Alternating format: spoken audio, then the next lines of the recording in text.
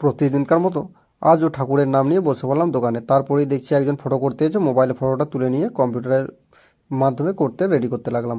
তা ফটোটা রেডি করতে করতেই মনে পড়লো কালকে রাতে একজনের ফটো বাকি আছে, তা দুটো তাহলে একসঙ্গেই বার করব। তা দেখি এই ফটোটা রেডি করি, তারপরেই ওটা করব। তারপরেই তার ফটোটা রেডি করতে লাগলাম। রেডি করতে করতে দেখলাম যে হ্যাঁ, একটা দিদি চলে এসেছে। দিদিটা আগের দিন টাকা তুলে গেছে, টাকাটা দেওয়া হয়নি, তাই আজকে টাকাটা দিয়ে দিলাম এবং আঙুলের ছাপটা নিয়ে নিলাম। টাকাটা গুনে দেওয়ার পরই এই ফটোটা প্রায় রেডি হয়ে গেছে। তা ফটোটা প্রিন্ট করে নিলাম। প্রিন্ট করার পরেই তাকে ফটোটা কেটে ফেললাম, কেটে তাকে দিয়ে দিলাম। ফটোটা দিতে দিতেই তারপরেই দেখছি আমার বন্ধু এসএমএস করেছে, হ্যাঁ, যে লেবেলগুলো বার করে দিতে।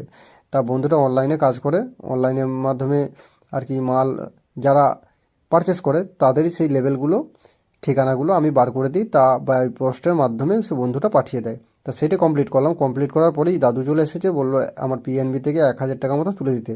তা প্রথমেই আগে আঙুলের ছাপ দিয়ে ব্যালেন্সটা চেক করে নিলাম। ব্যালেন্সটা চেক করার পরেই আর একবার আঙুলের ছাপ নিয়ে নিলাম এবং টাকাটা তুলে দিলাম। টাকাটা তুলে দেওয়ার পরই আরেকজন এসেছে, তাকে মালটা দিয়ে দিলাম। দিয়ে দেওয়ার পরেই দুটো বাচ্চা এলো, বাচ্চা দুটোকেও মাল দিয়ে দিলাম। তারপরে দেখছি দোকানটা একটু ফাঁকা আছে, তা আমার দোকানের যে মালগুলো নেই সেগুলো একটু লিস্ট করে নিই, কারণ এরপর আবার ভিড় হয়ে গেলে তখন আর মনে থাকবে না। তা সমস্ত কিছু লিস্ট মনে করে একটা একটা করে কমপ্লিট করে লিস্ট রেডি করে নিলাম। লিস্ট রেডি করার পরই মনে হলো আমার তো আজকে ভিডিও ছাড়া হয়নি।